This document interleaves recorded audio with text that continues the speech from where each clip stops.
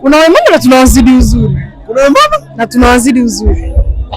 Bwana, tuko Uni College hapa, tuko Uni Awards na tumepata kupiga story na sister mmoja wapo, atatutambulisha mwenyewe na ametoka chuo gani. Mambo vipi?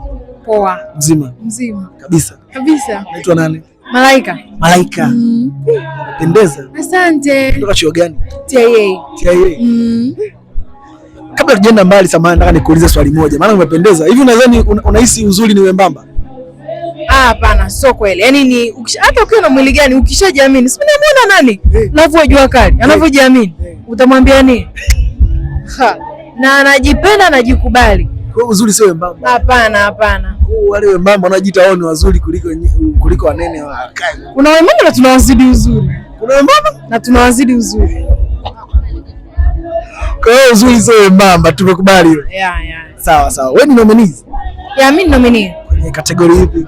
Best Female Entrepreneur Ready-Made. Acha basi.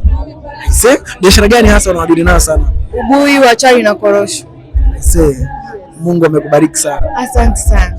Kwa TI kwa Dar es Salaam au kwa vyuo, unahisi Uni College imekuja kuleta chachu gani kwa vijana wa chuo? Hii Uni Awards naweza kusema yes. Inafanya vijana wengi wawe na hasira ya kutaka kupambana. Yaani watake, unajua hakuna kitu kizuri kama umetangazwa pale mbele kama mshindi. Inakusaidia popularity ya ajabu sana na connections za ajabu, unajua. Kwa hii Uni Awards imetusaidia sana kwa sababu inakufanya kwanza utambue unachokifanya ni kitu kizuri na unapambana zaidi ya pale ulipokuwepo. Yes. Na unahisi sasa hivi tunapoelekea elimu itakuwa tena haina faida zaidi ya kipaji ulichonacho?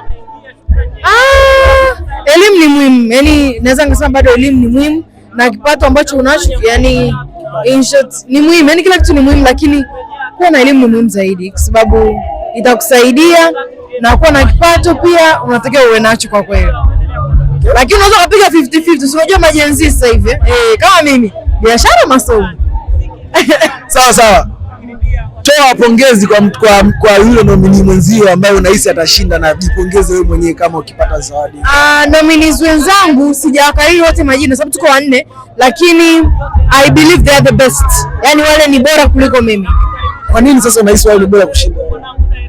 Always ukishamwona mwenzako ni bora kuliko wewe, ni rahisi sana kupukana na chuki.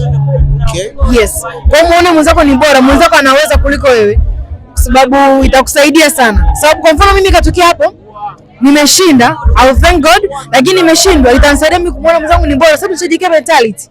Kwamba wenzangu ni bora kuliko mimi, kwa hiyo itanisaidia. It won't make me feel pain zaidi ya kuwapongeza wenzangu. By the way, umependeza sana. Thank you so much.